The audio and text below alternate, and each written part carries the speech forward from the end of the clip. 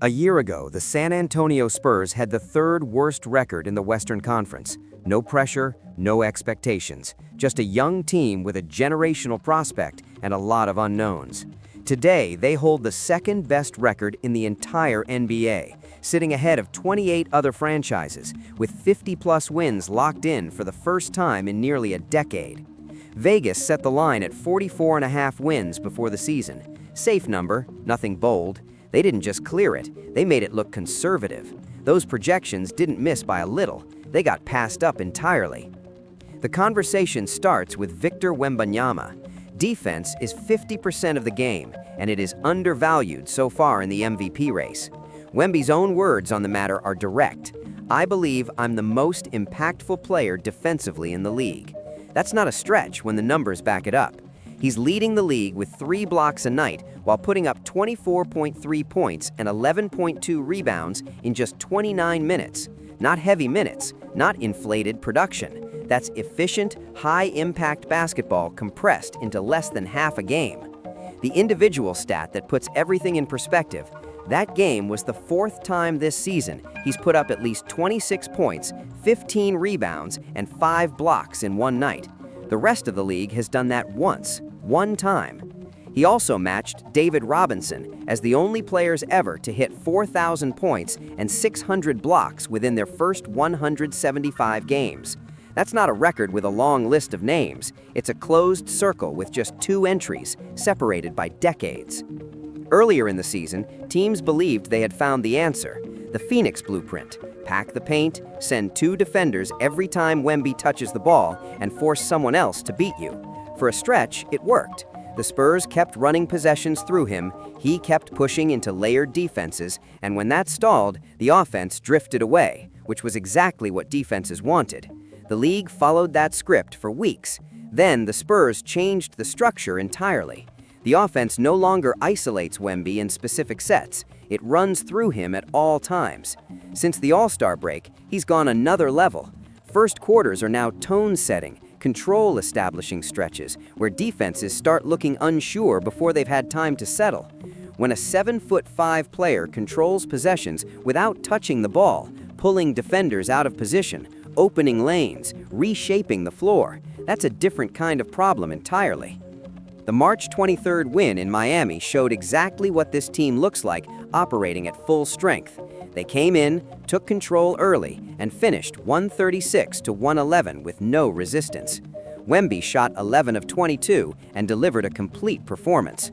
The win pushed the streak to 6 straight and secured the Southwest Division. It was the 4th time this season he produced a 26-point, 15-rebound, 5-block performance in a single night, a combination no other player in the league has matched even once. Now to De'Aaron Fox. The trade raised legitimate questions. Another guard without heavy three-point volume, a backcourt that already had pieces, and a long-term financial commitment. On paper, the fit looked crowded. On the floor, it has functioned the opposite way. Fox has found that middle role. Wemby is still the foundation on both ends. Castle and Harper represent what's coming next. Fox is the piece making everything function right now. When Wemby missed 12 games early in the season, Fox stepped in, took control, and put up 25.2 points and 6.2 assets while leading the Spurs to a 9-3 record without their top player. That's not gap filling. That's running an entire operation without the team's best player and producing winning basketball. The moment Wemby returned, Fox adjusted without friction or hesitation.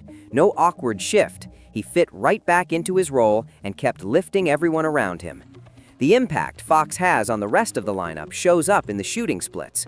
With Fox on the floor, Wemby shoots 39.5% from 3. Without him, that drops to 26.7%. Castle goes from 27.1 up to 34.2%. Devin Vassell climbs from under 34% to 42%. Across 3 different players, the presence of one man moves the needle that significantly. That's not coincidence, that's gravity. And in the moments where everything is on the line, Fox gets sharper. In 4th quarters this season, Fox is shooting 52% from the field, 37.5% from 3, and 78% at the line.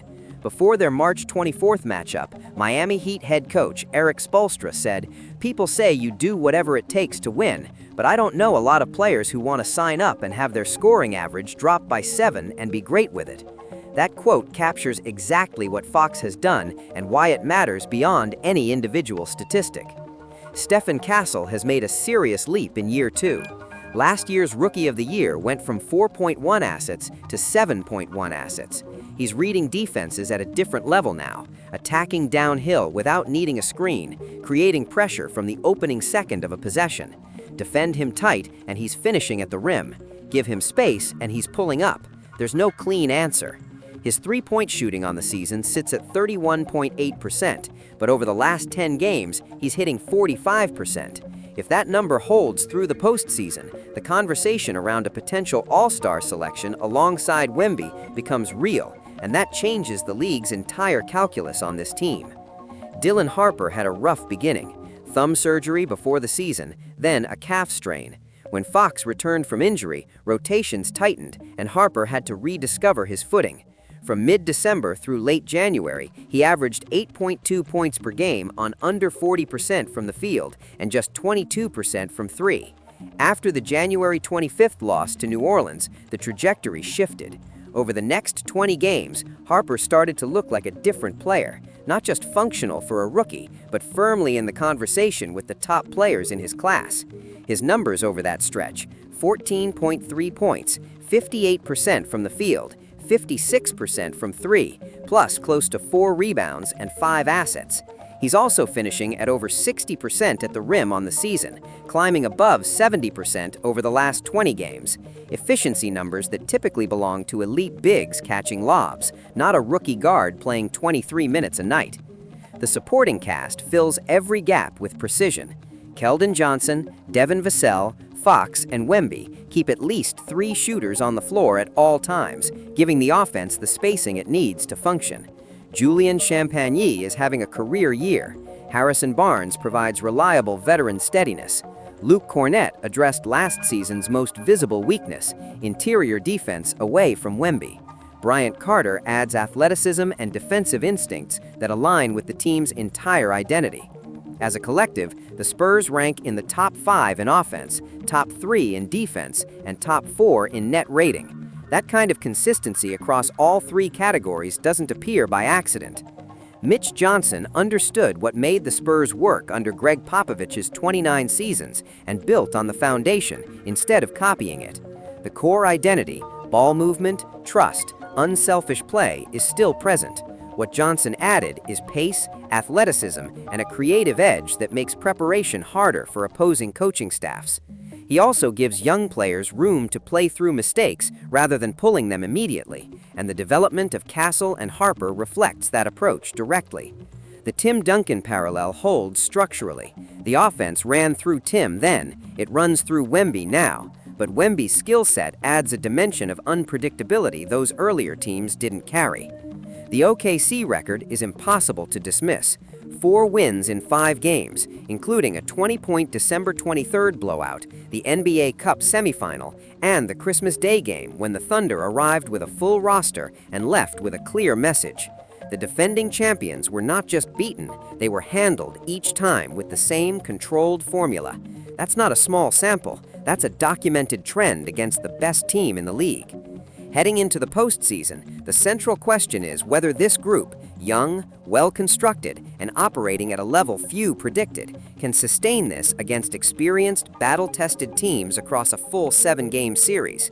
The record says yes. The youth introduces uncertainty. The answer arrives in the playoffs.